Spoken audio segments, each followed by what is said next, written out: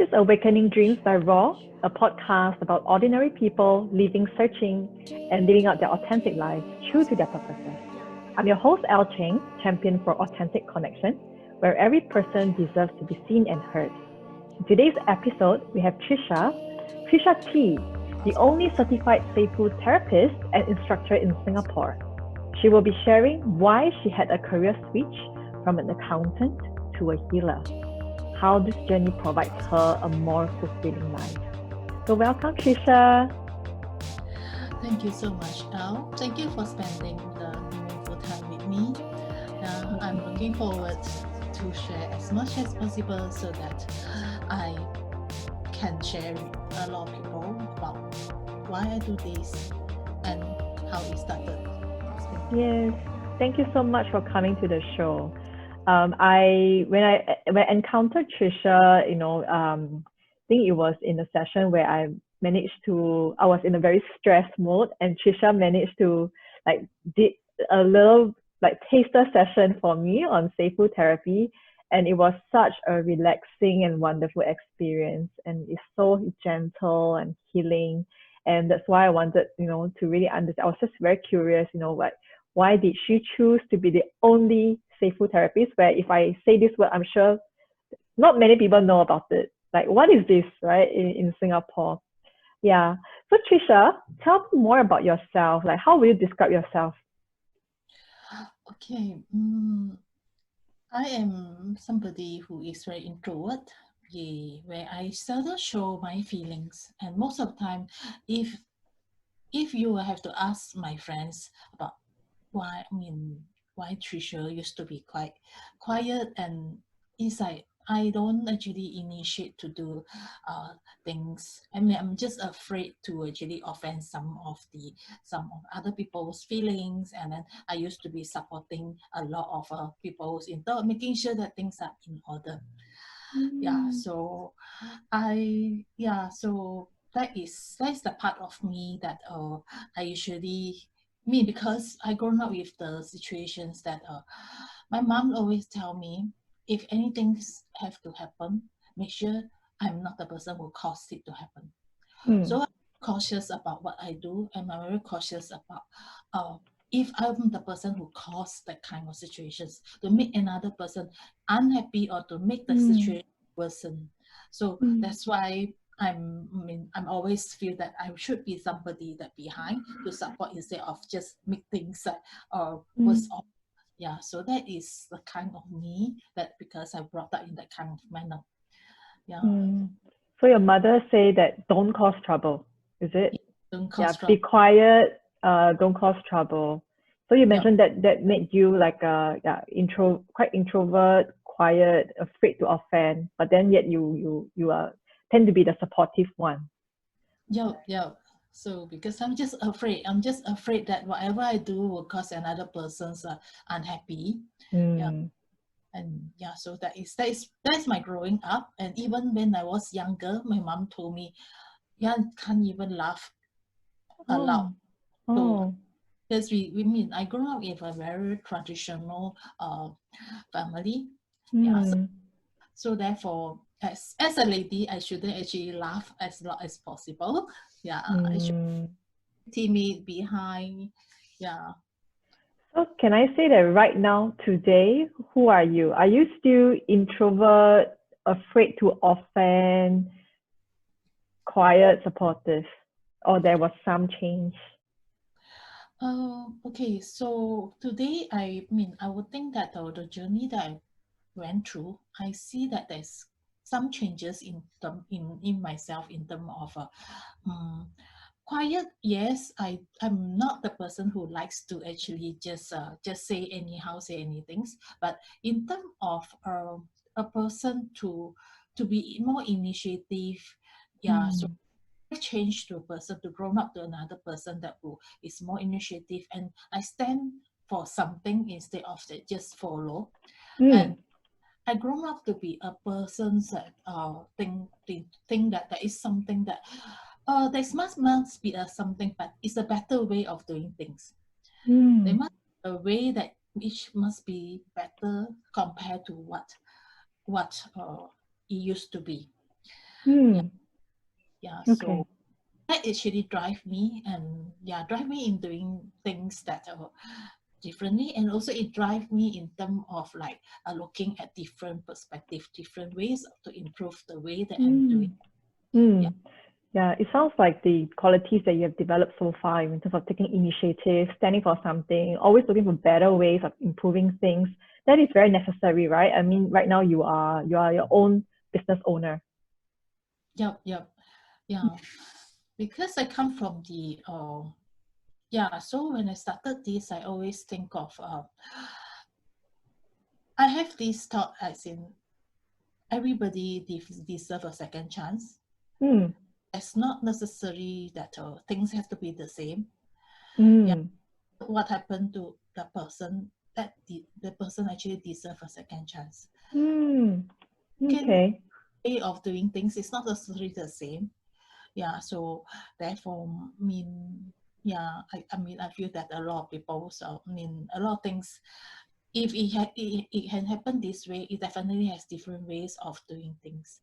So Yeah, improve. I love that. Yeah, I love that like the past or like your conditioning doesn't fix you for who you are, but then if a person continually to look in front and look at how you can better yourself, that is just improving yourself, right? It's not like you are inauthentic, you are just developing yourself. Yep. Mm. Cool. Tricia, tell me more about what you do.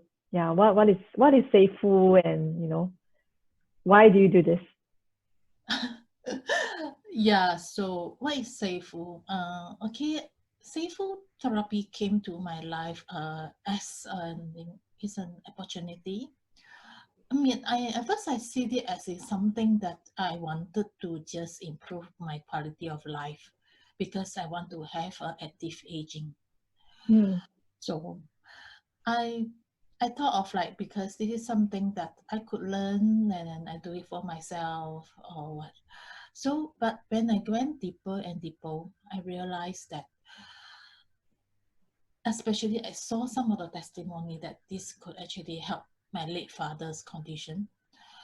This is something that are cheering me, as in, yeah, if they're still around, I wanted to do it for them Mm. because I wouldn't want to see them suffering. Mm. Those moments when I see them suffering, I was like, just imagine when we actually flip up a blanket, I can't see his flesh. I only see his bone before he passed on. Mm. So those kind of pain, as a children, we definitely not able to take it, because the moment is, how can he become this kind of situations? Mm. At the time, I was also looking at I was also the person who spoke to the doctor.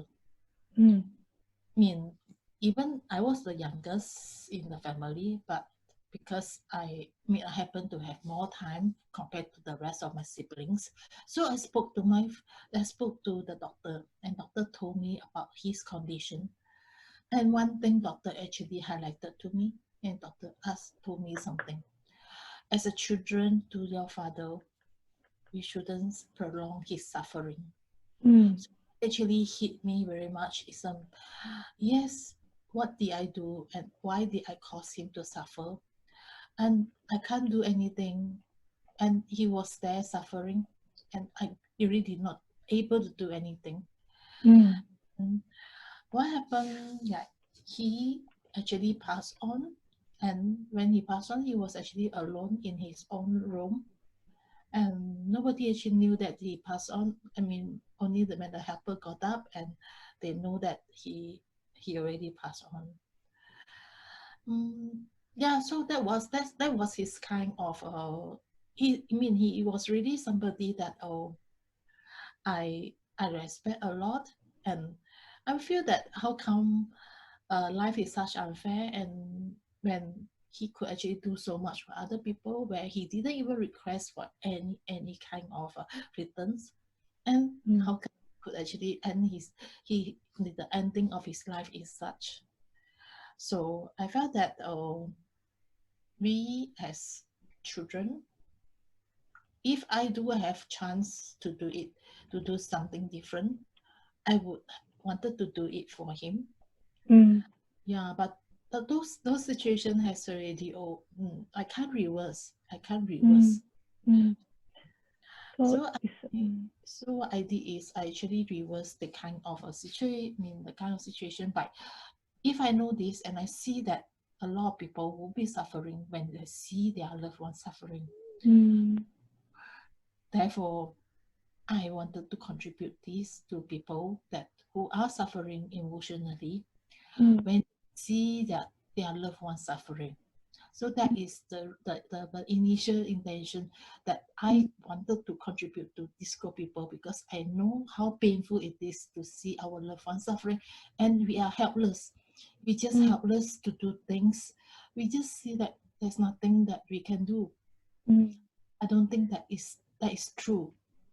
Because when I know that this therapy is not only doing for the normal people who are breathing, we can just do until the person has a last breath. mm. So how beautiful it is when we can actually do for the person and let the person have a very peaceful pass on. Yeah. Thanks so much for sharing, Trisha. I mean, as you're sharing, my heart is like it's painful as I hear you. And you mentioned that powerless, that sense of powerless is due to the lack of awareness of what you can do for someone that is end of life. Yeah. Yep. And but then now you are now having a stand where there is something we can do to help to relieve the suffering of someone that is having such pain until the end of at the last breath that they have. Yeah. Yeah. Yeah. So along the way, when I was still an accountant, my friend actually introduced her ex-colleague to me to do therapy for her. Mm, And she actually had cancer, and I did one time for her, and she felt like she got relief out of it. And when mm, she got relief out of it, and she wanted to do a second time. So okay. after the second time, the appointment was made. But on the day itself, the family member actually called me. Mm, And asked me, Tricia, I think you do not need to come here because the doctor say my sister is going off. mm, She is leaving soon. mm, So I told her, so can I come and just do something? At least I want to mm, see what can I do. mm, The sister actually given me permission. And at the time when I knew that I got the opportunity to go, and I still having like worried, did I make the right decision? Because that is the final moment for the family member. And yes. why am I there? I'm just got no position there. I just Mm, knew this person is a new friend to me. And mm, why am I there? And I mm, went there. So I was given opportunity to do therapy for her. mm, I actually did only a little bit, and at the time, after I did for a while, I saw her relief. mm, Saw her relief, and then because there was also some prayer being happening for her, and I also did mm, the same thing together with them, and mm, I saw her relief, and I saw her pass on was so beautiful. mm, Her cheek was actually growing. It's a rosy cheek kind of pass on, because from the time that when I arrived, she was shouting, wanted to have medicine for to relieve her pain. And until I could actually, when I did the therapy for her, I saw that she actually suddenly calmed down, and suddenly, slowly, I think she actually end her last breath. And at the time, I feel that it was really some healing for me as well, because my when my mom passed on, I was beside her. It's the last. I should my I mean, yeah, I was beside her, and what happened was I saw her enter her last breath, and when my brother came and said, do we still need the doctor to come and just do some CPR to her so that can actually judge her so that she can come back? But the thing that I told my brother is, no, it's enough. She has suffered enough, and she should not suffer anymore. And because as a Buddhist, we shouldn't actually cry in front of our parents of the disease, so that the person doesn't the disease actually doesn't have the burden to live. Yep. So I didn't actually cry in front of her. Mm-hmm. So there was a lot of hidden suffering in terms of me, and where I really have to go to the toilet to cry, but not crying in front of her. Mm.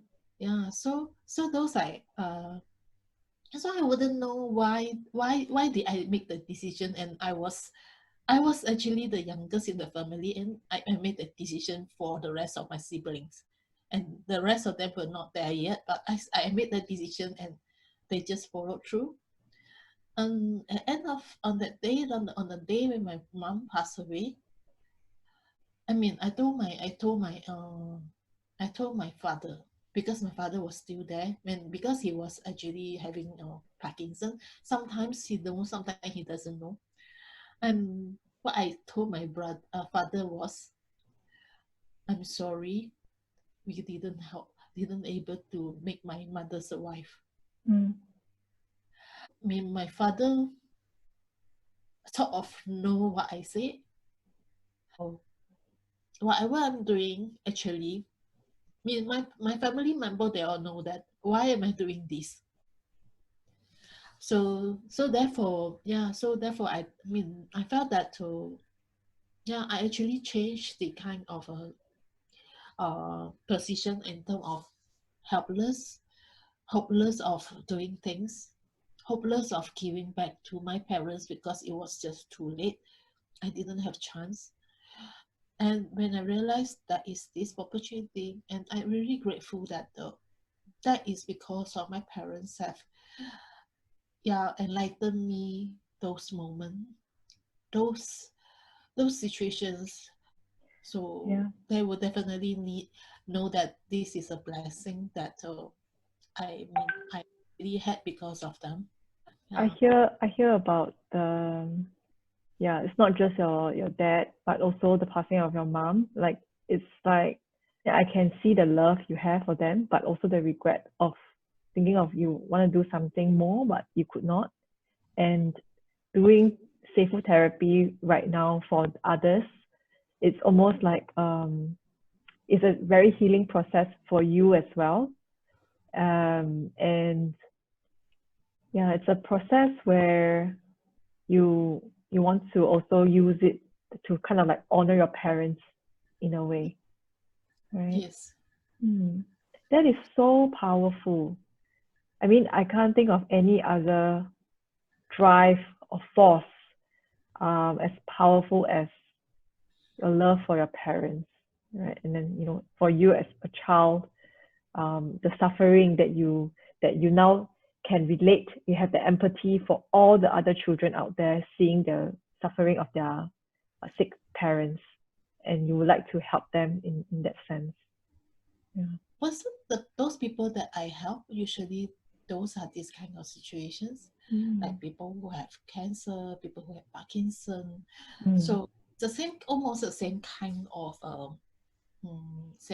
symptom or sickness that my parents used to have. It is really a kind of blessing. I mean, it's a kind of a opportunity for me to be healed from Mm. whatever things that I have gone through, so that it Mm. became a stronger me, Mm. and I even able to actually support another persons. Mm. Yeah, so Yeah. Tell me about that whole journey where you mentioned about the grief that you have from your mom to your dad, right? And then you discovered Seifu, and then you administer it to a cancer patient. But in between that, there must be that process where you grieve, and then how do you pick yourself up before you kind of like turn to from a, yeah, powerless to yes, I'm taking a stand. Okay, that moment was it's really when I saw those testimony of same kind of testimony as my late father. That person had been. Mm, So my dad passed away. Indeed, not because of Parkinson, it's because of it. So those mm, days painful. yeah. So I saw those people who could actually heal because of this kind of Mm, ailment. I really think that I really had a goosebump, and then I felt that I want to do something